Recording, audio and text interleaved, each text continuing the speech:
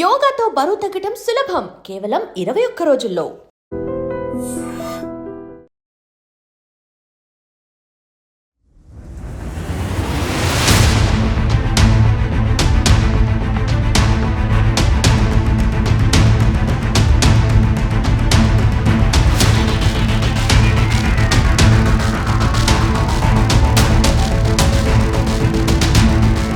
అత్యంత దారుణమైన ఘటన, ఘోరమైన విషాదం.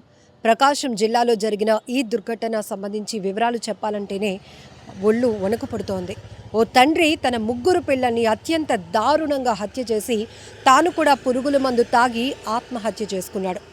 ప్రకాశం జిల్లా నాగర్ కర్నూల్ సూర్య తాండ్రాలో ఈ విషాదకరమైన ఘటన జరిగింది. వెంకటేశ్వర్లు పెద్ద బోయళ్లపల్లికి చెందినటువంటి వ్యక్తి. ప్రకాశం జిల్లా ఎర్రగొండపాలెం మండలానికి చెందినటువంటి ఈ వెంకటేశ్వర్లు భార్యతో విభేదాల వల్ల, తగాదాల వల్ల తన ముగ్గురు పిల్లలైనటువంటి హర్షిని 8 ఏళ్ల పాప, రఘువర్షిని 6 ఏళ్ల పాప, అలాగే 4 సంవత్సరాల బాబు శివధర్మ, ఈ ముగ్గురు పిల్లల్ని తీసుకుని బైక్ పైన బయటకు వెళ్ళిపోయాడు. ఈ నెల 30వ తేదీన ఆయన సూర్య తండ్ర ప్రాంతంలో ఉరివేసుకుని పురుగుల మందు తాగి ఆత్మహత్య చేసుకున్నాడు. అయితే అతను ఆత్మహత్య చేసుకున్న సంఘటన తర్వాత ముగ్గురు పిల్లలు ఇప్పటికీ కూడా కనిపించకుండా పోయినప్పటికీ పోలీసులు తమదైన కోణంలో కేసు దర్యాప్తులో భాగంగా వెతుకులాట ప్రారంభించారు. అయితే ఈ వెంకటేశ్వర్లు ఎక్కడైతే ఆత్మహత్య చేసుకున్నటువంటి ఆ ఘటన ప్రాంతం ఉందో అక్కడికి సమీపంలోనే అత్యంత దారుణాతి దారుణమైన స్థితిలో పిల్లల మృతదేహాలు కనిపించాయి. పెట్రోల్ పోసి తగలబెట్టి కనీసం గుర్తు కూడా పట్టనటువంటి స్థితిలో ఆ పిల్లల మృతదేహాలు చూసిన వెంటనే పోలీసులు కూడా చలించిపోయినటువంటి ఘటన. ఏం జరుగుతోందో అసలు మనుషులకి ఈ మధ్యకాలంలో వాళ్ళకు ఉన్నటువంటి స్ట్రెస్, బాధలో, కష్టాలు పిల్లల మీద రుద్దుతున్నారు. ఈవెన్ భార్యాభర్తల మధ్య విభేదాలు అయితే మీరేదైనా డెసిషన్స్ తీసుకోండి, కానీ అత్యంత దారుణంగా, పాశవికంగా పిల్లలు తల్లిదండ్రులు అని కూడా ఆలోచన లేకుండా విచక్షణ కోల్పోయి ఒక రకంగా పిల్లల పాలిట రాక్షసుల్లా మారుతూ వాళ్ళని హత్య చేయాలి, ఎంత ఘోరంగా చంపాలి అనుకోవటం చాలా దారుణాతి దారుణమైన ఘటన. కుటుంబ కలహాలు ఎంత బలమైన కారణం అయినప్పటికీ కూడా ఒకరా ఇద్దరా ముగ్గురు పిల్లలు, వాళ్ళ వయసు చూస్తేనే ఎంతో సున్నితమైనటువంటి మనసు. ఎందుకంటే పెద్ద పాపకి 8 ఏళ్ళు, రెండో పాపకి 6 సంవత్సరాలు, 4 సంవత్సరాల బాబు మూడోవాడు. సో పిల్లల వయసు చూస్తుంటేనే మనకి ఒక రకమైన ఆలోచన కలుగుతోంది, అయ్యో అని. మరి ఆ తండ్రికి ఎలా చేతులు వచ్చాయో అర్థం కావట్లేదు. అంత కఠినంగా ఇలాంటి నిర్ణయాలు ఎలా తీసుకుంటున్నారో అర్థం కావటం లేదు. ఎంత పగడ్బందీగా అంటే భార్యాభర్తలు గొడవ పడిన తర్వాత పిల్లలు ఏదో బయటకు తీసుకెళ్ళిపోతున్నారు, నాన్నతోనే కదా వెళ్తున్నాము అనే ఆలోచన వాళ్ళకు ఉంది. కానీ ఇలా నాన్న మమ్మల్ని చంపడానికి తీసుకెళ్తున్నాడు అని కనీసం వాళ్ళు ఆలోచించే వయసు కూడా కాదు. అలాంటిది అతను బైక్ పైన పెద్ద పాపని తీసుకువెళ్తున్నటువంటి దృశ్యాలు కూడా సీసీటీవీలో రికార్డ్ అయ్యాయి. మిగతా పిల్లల పరిస్థితి ఏంటి అనే కోణంలో కూడా పోలీసులు అనేక రకాలుగా వాళ్ళ కోసం విచారణ కొనసాగించాల్సి వచ్చింది. సో కుటుంబ కలహాల కారణంగానే వెంకటేశ్వర్లు ఆత్మహత్య చేసుకున్నాడు అనేది ప్రాథమికంగా నిర్ధారించినప్పటికీ కూడా వెంకటేశ్వర్లతో పాటు వెళ్ళిన వాళ్ళ ముగ్గురు పిల్లలు, అతని ముగ్గురు పిల్లలు ఏమయ్యారు అనేదే ప్రతి ఒక్కరిలో ఒక టెన్షన్, ఆందోళన కలిగించేటటువంటి అంశం. అయితే చుట్టుపక్కల మరింతగా విస్తృతంగా పోలీసులు గాలింపు చర్యలు కొనసాగించడంతో అతను ఆత్మహత్య చేసుకున్నటువంటి ప్రాంతానికి సమీపంలోనే బండరాళ్ళ మధ్యలో ఒక అటవీ ప్రాంతాన్ని తలపిస్తూ ఉన్నటువంటి ఒక ప్రాంతంలో, నిర్మానుష్యమైన ప్రాంతంలో పూర్తిగా కాలిపోయినటువంటి పరిస్థితిలో పిల్లల మృతదేహాలు, ఒక పాపది అక్కడ, ఇంకొక పాపది కొంచెం డిస్టెన్స్లో కనిపించింది. ఇంకో చిన్నారి కోసం అంటే ఏమైంది లేకపోతే ఏమయ్యాడు, ఎందుకంటే ఇద్దరు మృతదేహాలు ఆడపిల్లలవే అని ప్రస్తుతానికైతే పోలీసులు గుర్తించారు. కానీ బాబు పరిస్థితి ఏంటి, బాబు ఎక్కడున్నాడు, వాడిని ఎక్కడ తీసుకెళ్ళి చంపేశాడు, లేకపోతే ఇంకాస్త డిస్టెన్స్లోనే బాబు కూడా అలాంటి పరిస్థితిలోనే ఉంటాడా అనేటటువంటి ఆందోళన ప్రతి ఒక్కరిలో కనపడుతోంది.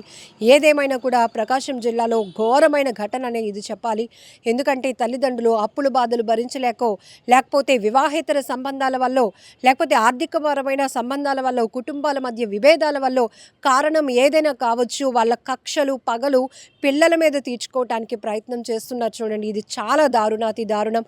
అసలు ఆ పిల్లలు ఏం చేశారని, పోనీ అతనికి ఏదైనా కష్టం, అతనికి ఏదైనా భార్య నుంచి దూరంగా వెళ్ళిపోవాలి అనుకున్నా కూడా అది కూడా తప్పే. ఎందుకంటే పిల్లల్ని కనడం ఎందుకు, వాళ్ళని పోషించలేని పరిస్థితుల్లో వాళ్ళని సరిగ్గా ఎలాంటి స్ట్రగుల్స్ లైఫ్లో వచ్చినప్పుడు వాళ్ళకు మనం అండగా తోడుగా లైఫ్ లాంగ్ ఉంటాము అనే భరోసా ఇవ్వలేనప్పుడు పిల్లల్ని కండం మానేయాలి. అలాంటిది భార్యాభర్తల మధ్య గొడవలు, అప్పులు బాధ, ఏదో ఒక కారణాలు పక్కన పెడితే పిల్లల్ని అత్యంత దారుణంగా చంపాలి అనుకోవడం మాత్రం దుర్మార్గమైన చర్యగానే మనం చెప్పాలి.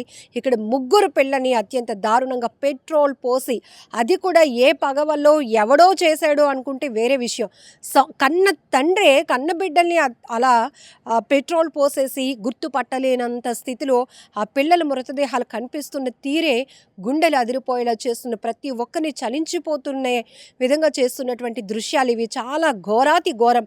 ఒకరు కాదు, ఇద్దరు కాదు, ముగ్గురు పిల్లల్ని అతను అలా చంపేసి ఆత్మహత్య చేసుకోవాలి అనుకున్నాడు. అంటే పనిష్మెంట్ ఆయన ఎవరికి ఇవ్వాలి అనుకున్నాడు? చంపేసి పిల్లలకా, లేకపోతే అందరూ దూరం అయిపోయి నా భార్యను ఒంటరి చేసేయాలి, ఆమెకి ఇలాగే జరగాలి అని ఒక పనిష్మెంట్ ఇవ్వాలనే ఆలోచనతోనే ఇంత కఠినమైనటువంటి నిర్ణయం తీసుకొని ఇంత పైశాచికంగా, ఇంత పాశవికంగా ప్రవర్తించాడా? ఎన్ని కోణాల్లో మనం విశ్లేషించుకున్నా కూడా ఇది అసలు పెద్దవాళ్ళు నిర్ణయాలు తీసుకుంటుంటే అది క్షణికావేశం అనుకోవచ్చు, వేరే అనుకోవచ్చు, కానీ పిల్లల ప్రాణాలు తీయాలి అనుకోవటం చాలా ఘోరమైన ఘటన. మరి ఇలాంటి ఘటనలు చూస్తే మిగతా వాళ్ళ పరిస్థితి ఏంటి? పిల్లల్లో అభద్రతా భావం పెరగదా? తల్లిదండ్రులను కూడా నమ్మలేనటువంటి పరిస్థితి వస్తుంది కదా. ఇప్పటికీ పిల్లల వయసు 8, 6, 4 ఏళ్ళ వయసు. మరి టీవీల్లోనో సోషల్ మీడియాలోనో పిల్లలు ఈ దృశ్యాలు చూస్తారు కదా, మిగతా వార్తలు చూసినట్టే. అంటే ఎలాంటి సొసైటీలో కొన్ని సంఘటనలు, నేర ప్రవృత్తులు, నేరాలోచనలు చూస్తుంటే మాత్రం చాలా భయం వేస్తోంది. ఎవరిని నమ్మాలో ఎవరిని నమ్మకూడదో అర్థం కానటువంటి పరిస్థితి. ప్రస్తుతానికి అమ్మా నాన్న ఎప్పుడు ఇలాగే గొడవాడుకుంటూ ఉంటారు కదా, మళ్ళీ మనం ఇంటికి తిరిగి వచ్చేస్తాము, కాసేపు నాన్న ఎటో తీసుకెళ్తున్నాడు అనుకొని చాలా చక్కగా హ్యాపీగా నాన్న బండెక్కినటువంటి ఆ పిల్లలు ఇక తిరిగి రాని లోకాలకు వెళ్ళిపోయారు అంటే అసలు మాటలు చెప్పడానికి గుండె తరుక్కుపోతుంది. ఎందుకంటే అలా బండి మీద నాన్నతో పాటు వెళ్ళిన ముగ్గురు పిల్లలు ఇంక ఎవరూ లేరు, ఇంకెవరూ తిరిగి రానినటువంటి పరిస్థితికి వెళ్ళిపోయారు అంటే ఎలా వర్ణించాలో కూడా అర్థం కావటం లేదు. ఆపండి దయచేసి, ఇలాంటి ఘోరాలు ఆగాలి. ఎందుకంటే చిన్న విషయాలకి కూడా ఆలోచన లేకుండా ఆలోచన శక్తి కోల్పోతున్నారు. క్షణికావేశంలో తీసుకుంటున్న నిర్ణయాల వల్ల మళ్ళీ ఎంత డ్యామేజ్ జరుగుతుందో కూడా మీరు అర్థం చేసుకోవాలి. ఇలాంటి ఘటనలు సొసైటీ పైన కూడా తీవ్రమైనటువంటి ప్రభావాన్ని చూపిస్తాయి. దయచేసి అలాంటి ఆలోచనలు ఉంటే మాత్రం కూర్చొని మాట్లాడుకునే ప్రయత్నం చేయండి, లేదంటే కొంత గ్యాప్ తీసుకోండి. మనుషులకి మధ్య దూరం పెరిగినా పర్వాలేదు, కానీ మనుషులకి మరొక మనుషుల్ని దూరం చేయాలి అనే ఆలోచన మాత్రం చాలా దుర్మార్గం. ఇక ఈ ఘటన పైన మీరేమంటారో కూడా కామెంట్ బాక్స్లో మెన్షన్ చేయండి.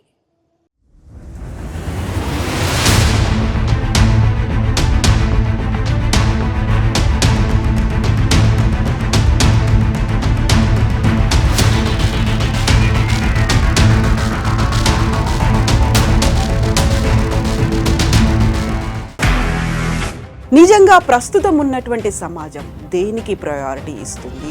ఆర్థిక సంబంధాల చుట్టూ మాత్రమే తిరుగుతుంది. మళ్ళీ ఎన్నికలంగానే చాలా విరక్తి కలుగుతున్నాం. మంచి అనిపిస్తుంది కదా, లేడీస్ కూడా ఛాలెంజింగ్ జాబ్స్ చేసినప్పుడు చాలా బాగుంటది. ట్రాఫిక్ అసిస్టెంట్స్ గా నియమించిన ట్రాన్స్జెండర్స్ అందరితో సాల్యూట్ చేయించుకుంటున్నారు. ఫుడ్ డెలివరీ ఇవ్వటానికి వెళ్ళినటువంటి డెలివరీ బాయ్ అనిల్ పై కళ్ళ ముందు